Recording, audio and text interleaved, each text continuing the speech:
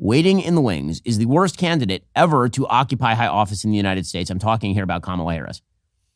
I mean, Joe Biden certainly got presidential nomination insurance when he selected Kamala Harris because no one in their right mind would put her at the top of a ticket. Also, if Kamala Harris is not at the center of the 2024 campaign, I don't know why.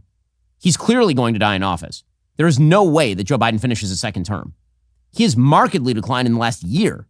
Where do you think he is going? I mean, if you've ever dealt with people who are in a state of cognitive decline, it doesn't look like a straight line arithmetic decline.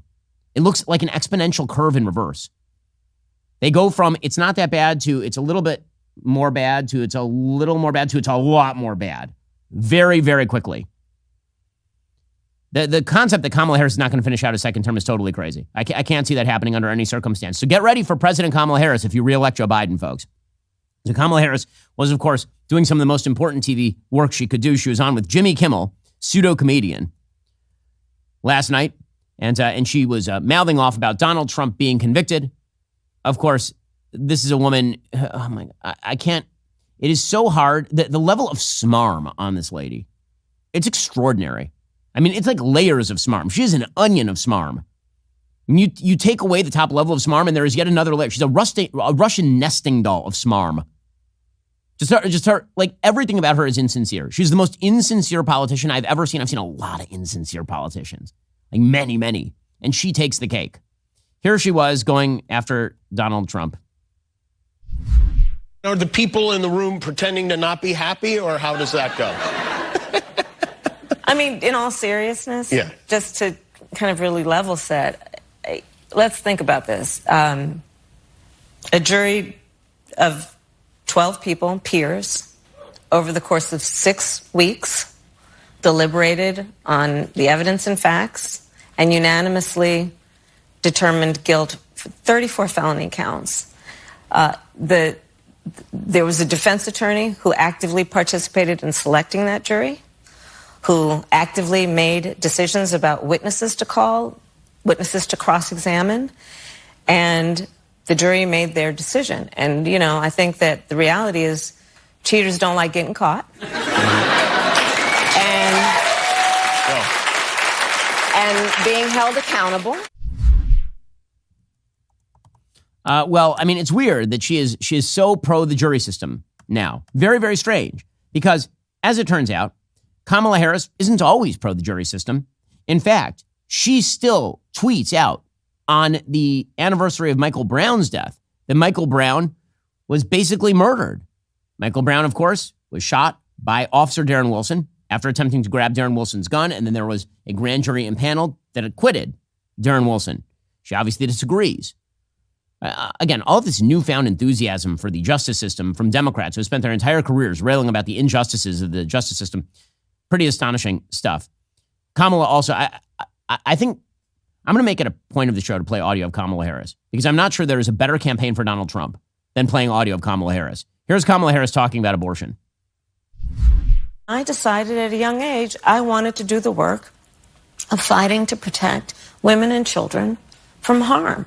And the idea that these laws would make no exception even for a survivor of a violation to their body, and to tell that woman, that person, you don't have a right to make a decision about what happens to your body next, it's immoral.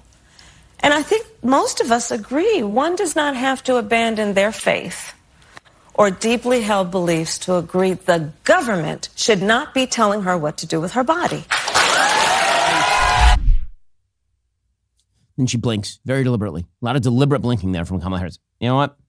More of that lady. And then we'll see how the American people like that. Hunter Biden continues to be on trial for his very obvious violation of federal gun law. According to the Wall Street Journal, Hunter Biden's ex-wife and ex-girlfriend took to the witness stand Wednesday in his federal gun trial as prosecutors tried to convince jurors he had lied about his drug use during a 2018 firearm purchase. Zoe Keston, a woman who dated Hunter Biden in 2018, testified about meeting Biden in December 2017 at a strip club in Manhattan where she was working. Again, Hunter Biden is just such a wonderful person. He's the smartest person Joe Biden knows, which is why he meets all of his paramours at strip clubs. Obviously the best place to find long-term stable commitments. Well, either that or, your brother's widow. She said that throughout their relationship, she saw him smoking crack cocaine sometimes every 20 minutes, which is, one hell of a re-upping strategy, apparently.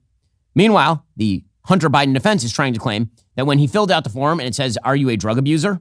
and he said no, that what he meant was he didn't use drugs that day. That is not going to hold. Here is a CNN legal analyst explaining that this is Joey Jackson saying, no, that is not a good case.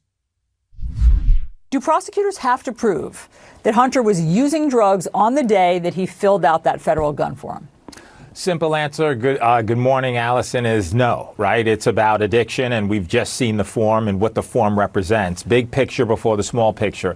You know, as a practitioner in federal and state court on the defense side, and we look there, are you an unlawful user of or addicted to marijuana or any depressant, stimulant, narcotic drug, or any other controlled substance? It does not reference, Allison, the specific day at issue, and I think that's what prosecutors will do. They'll take the broader view with respect to his addiction, which is what they're laying out. And of course, his attorneys are rightfully, Mr. Lowell, is pointing to the notion of the time itself.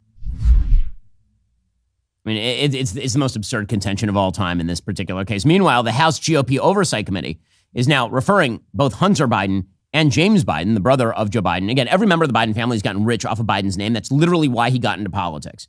Joe Biden got into politics specifically in order to help out members of his family to get rich. And this is very clear from multiple biographies of Joe Biden. He's a lifelong corrupt Paul. And now they're going to be referred to prosecution to the Biden DOJ. So good luck with that. But the basic allegation is that both Hunter and James committed perjury when they talked to the committee about their financial relationships with various entities. That is probably true. And it's hard to imagine they did not commit some form of perjury.